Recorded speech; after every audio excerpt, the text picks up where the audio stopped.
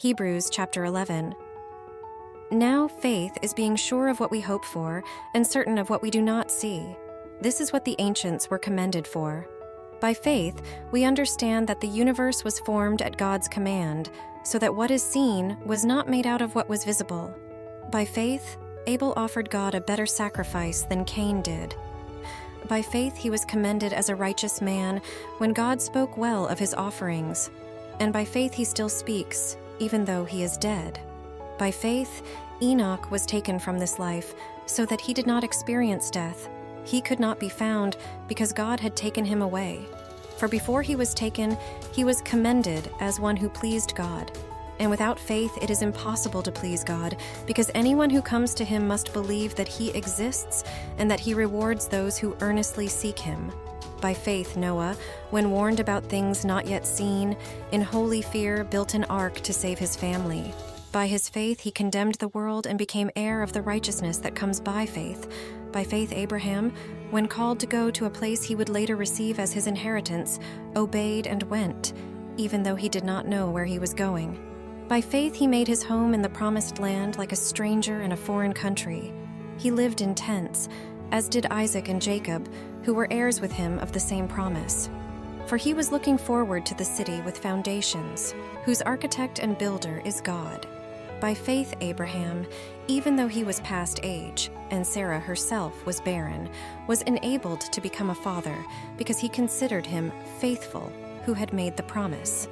And so from this one man, and he as good as dead, came descendants as numerous as the stars in the sky and as countless as the sand on the seashore. All these people were still living by faith when they died. They did not receive the things promised. They only saw them and welcomed them from a distance, and they admitted that they were aliens and strangers on earth. People who say such things show that they are looking for a country of their own. If they had been thinking of the country they had left, they would have had opportunity to return.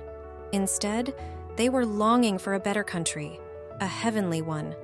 Therefore, God is not ashamed to be called their God, for he has prepared a city for them. By faith, Abraham, when God tested him, offered Isaac as a sacrifice. He who had received the promises was about to sacrifice his one and only son, even though God had said to him, "It is through Isaac that your offspring will be reckoned." Abraham reasoned that God could raise the dead, and figuratively speaking, he did receive Isaac back from death. By faith, Isaac blessed Jacob and Esau in regard to their future. By faith, Jacob, when he was dying, blessed each of Joseph's sons and worshipped as he leaned on the top of his staff. By faith, Joseph, when his end was near, spoke about the exodus of the Israelites from Egypt and gave instructions about his bones. By faith, Moses' parents hid him for 3 months after he was born because they saw he was no ordinary child, and they were not afraid of the king's edict. By faith, Moses, when he had grown up, refused to be known as the son of Pharaoh's daughter. He chose to be mistreated along with the people of God rather than to enjoy the pleasures of sin for a short time. He regarded disgrace for the sake of Christ as of greater value than the treasures of Egypt, because he was looking ahead to his reward. By faith, he left Egypt, not fearing the king's anger. He persevered because he saw him who is invisible. By faith, he kept the Passover and the sprinkling of blood, so that the destroyer of the firstborn would not touch the firstborn of Israel. By faith, the people passed through the Red Sea as on dry land, but when the Egyptians tried to do so, they were drowned. By faith, the walls of Jericho fell, after the people had marched around them for 7 days. By faith, the prostitute Rahab, because she welcomed the spies, was not killed with those who were disobedient. And what more shall I say?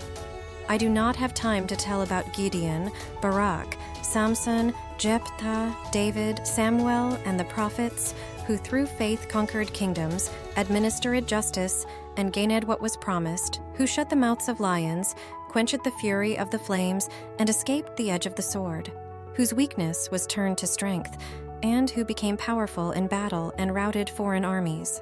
Women received back their dead, raised to life again.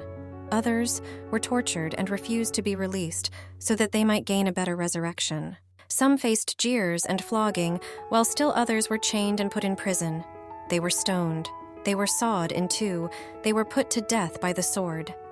They went about in sheepskins and goatskins, destitute, persecuted, and mistreated.